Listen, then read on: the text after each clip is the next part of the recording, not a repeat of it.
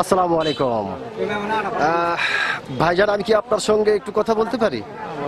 অসংখ্য ধন্যবাদ আপনাকে কথা বলার সুযোগ করে দেওয়ার জন্য। তো ভাইজান, সর্বপ্রথমে জানতে চাই আপনি কেমন আছেন? আলহামদুলিল্লাহ। আলহামদুলিল্লাহ। তো ভাইজান, যেহেতু এটা একটা দোকান, আমরা মনে হয় যদি একটু সাইডে কথা বলতাম ওনার একটু সমস্যা হতে পারে। সমস্যা নেই, ওকে, ধন্যবাদ আপনাকে। তো যেটা জানতে চাচ্ছিলাম যে আপনি কেমন আছেন? আলহামদুলিল্লাহ। আলহামদুলিল্লাহ, আপনি ভালো আছেন, আল্লাহ আপনাকে ভালো রেখেছে। তো ভাইজান, আপনার নামটা জানতে পারি? নাম মোহাম্মদ দেলোয়ার হোসেন। মোহাম্মদ দেলোয়ার হোসেন, চমৎকার একটি নাম আপনার। এবং আপনার নাম শুনে এবং আপনাকে সামনাসামনি দেখে যেটা বোঝা যাচ্ছে, আপনি অত্যন্ত একজন সাহসী মানুষ, এটা আপনাকে দেখে বোঝা যাচ্ছে। তো ভাইজান, আপনি কি ভোটার হয়েছেন? হ্যাঁ ভাই, ভোটার আপনি হয়েছেন না? তো ভাইজান, আসলে আপনি কোন দেশের ভোটার হয়েছেন? বাংলাদেশে। বাংলাদেশের ভোটার আপনি হয়েছেন, আপনাকে অসংখ্য ধন্যবাদ।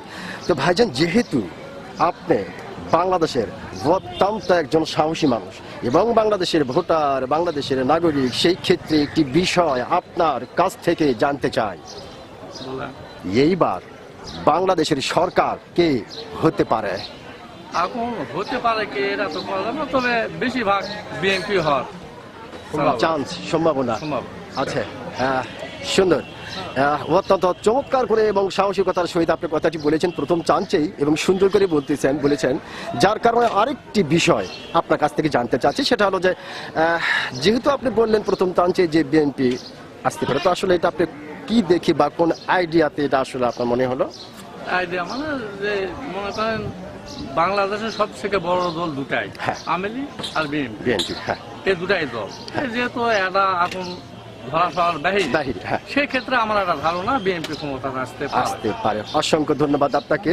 আপনি যেটা বোঝাতে চেষ্টা করেছেন যে আসলে বাংলাদেশের দল তো দুইটি, বৃহত্তম দল দুইটি, এর ভিতরে একটা আওয়ামী লীগ, একটা বিএনপি, তো একটা তো আসলে নেই। তো সেই ক্ষেত্রে আসলে বোঝাই যাচ্ছে যে বিএনপি এবার দেশের সরকার গঠন করতে পারে। অসংখ্য ধন্যবাদ আপনাকে, অসংখ্য ধন্যবাদ।